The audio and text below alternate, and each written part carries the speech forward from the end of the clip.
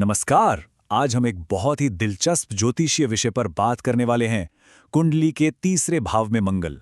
जी हाँ, आज इसी पर गहराई से विश्लेषण करेंगे। तो चलिए सीधे मुद्दे पर आते हैं। सोचिए, क्या होता होगा जब कर्म का ग्रह यानी एक्शन का प्लैनेट साहस और हिम्मत के घर में जाकर बैठ जाए। जी, हम बात कर रहे हैं मंगल की। इसका असर कैसा होता होगा? तो देखिए, जब मंगल तीसरे भाव में आता है ना, तो बहादुरी बस बढ़ती नहीं है, वो कई गुना हो जाती है। पहल करने की हिम्मत वो भी मजबूत हो जाती है। और डर डर तो जैसे धीरे धीरे गायब ही होने लगता है। सच कहूं तो ये मंगल की सबसे शक्तिशाली प्लेसमेंट्स में से एक मानी जाती है। चलिए अब इसको ज्योतिष की नज़र से और गहराई से समझते हैं।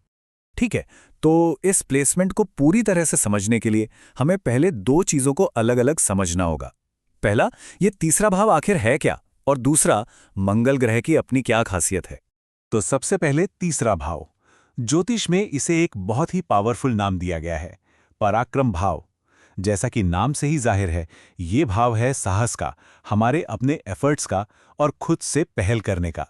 अब ये भाव सिर्फ साहस तक ही सीमित नहीं है। ये हमारे जीवन के कई हिस्सों को दिखाता है, जैसे कि हमारा करेज, हमारे एफर्ट्स और सेल्फ इनिशिएटिव, हमारी कम्युनिकेशन स्किल्स, हमारे छोटे भाई बहन, हमारी स्किल्स और टैलेंट्स, छोटी मोटी यात्राएं और यहां तक कि मीडिया और मार्केटिंग भी। मतलब ये घर बताता है कि कोई इंसान अपनी जिंदगी में कितनी हिम्मत से काम लेता है। अब आते हैं मंगल ग्रह पर। मंगल मतलब क्या? मंगल है एनर्जी, डिसिप्लिन, कंपटीशन। ये टेक्निकल एबिलिटी है, डिफेंस है, प्रोटेक्शन है और सबसे बढ़कर एक एक्शन ओरिएंटेड माइंडसेट है। तो जाहिर है, मंगल साहस और मेहनत के घर में आकर बहुत खुश होता है, फलता फूलता है। और जब मंगल यहां आता है तो इंसान के प्रयास में डर का नामो निशान नहीं रहता। तो ठीक है, हमने दोनों को अलग अलग समझ लिया।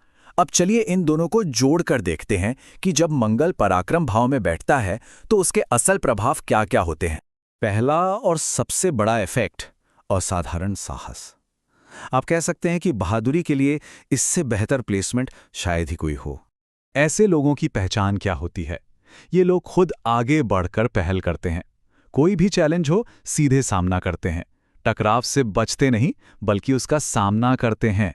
इनकी विल पावर बहुत जबरदस्त होती है। और हाँ, ये लोग बातों से ज्यादा काम करने में यकीन रखते हैं। चलिए अब दूसरे इफेक्ट की बात करते हैं। वो है एक जबरदस्त कॉम्पिटिटिव स्पिरिट।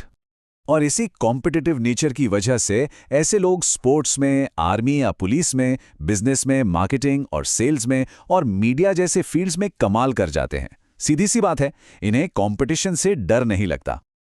अब आते हैं तीसरे प्रभाव पर, जिसका ताल्लुक है रिश्तों से, खासकर छोटे भाई बहनों से। देखिए, तीसरे भाव में मंगल होने से इंसान अपने छोटे भाई बहनों के लिए बहुत प्रोटेक्टिव हो जाता है। लेकिन हाँ, मंगल की वजह से कभी कभी थोड़े बहुत झगड़े या नोकझोंक भी हो सकती है। तो रिश्ता मजबूत होता है, पर थोड़ा इंटेंस भी होता है। और अगर कहीं मंगल कुंडली में कमजोर या पीड़ित हो तो मिसअंडरस्टैंडिंग होने की भी संभावना रहती है। चौथा इफेक्ट है कम्युनिकेशन पर, और ये बहुत पावरफुल होता है। आवाज में एक हिम्मत और कॉन्फिडेंस आ जाता है। ऐसे लोग पूरी अथॉरिटी के साथ बात करते हैं, अपना स्टैंड बहुत मजबूती से रखते हैं और इनकी बातें काफी प्रेरक भी हो सकती हैं। लेकिन यहाँ एक बात ध्यान रखने वाली है। अगर इस एनर्जी को कंट्रोल ना किया जाए तो बात करने का तरीका थोड़ा आर्ग्यूमेंटेटिव यानी बहस वाला हो सकता है। और अब बात करते हैं पांचवें और एक बहुत ही अहम प्रभाव की, जो है रिस्क लेने की काबिलियत।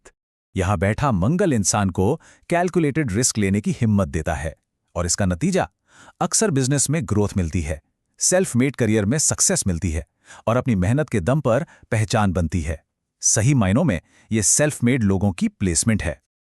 अच्छा, तो मंगल सिर्फ तीसरे भाव में बैठकर वहीं तक असर नहीं डालता। वो जहां बैठता है वहां से कुंडली के दूसरे हिस्सों पर भी नजर डालता है। ज्योतिष में इसे दृष्टि कहते हैं। तो चलिए ये भी देखते हैं।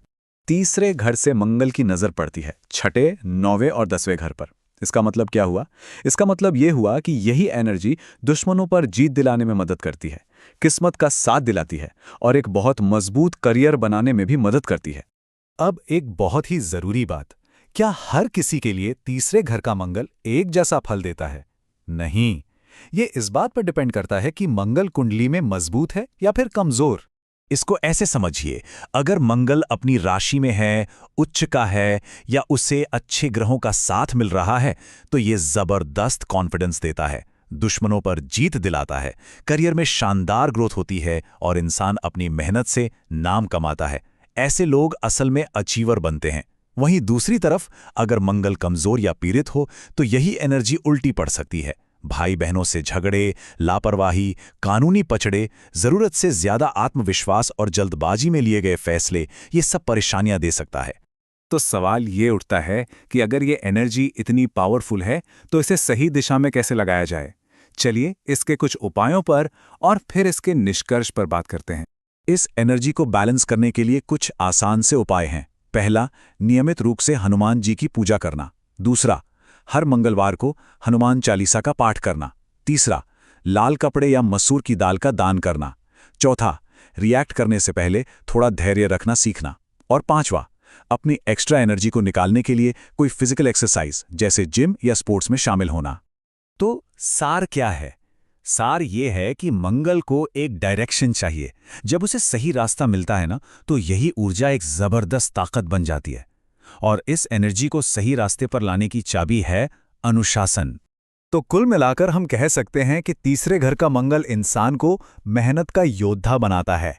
ये वो लोग होते हैं जो सेल्फ मेड होते हैं, अपने साहस और दृढ़ संकल्प के दम पर बुलंदी तक पहुंचते हैं। बस शर्त इतनी है कि ये एनर्जी बैलेंस्ड हो। अगर बैलेंस्ड है तो जीत पक्की है, और अगर अनकंट्रोल्ड है तो बेवजह के झगड़े और परेशानियां। और आखिर में बस एक बात याद रखने वाली है, इस आग को बर्बाद नहीं करना है, इसे एक अनुशासित एक्शन में बदलना है।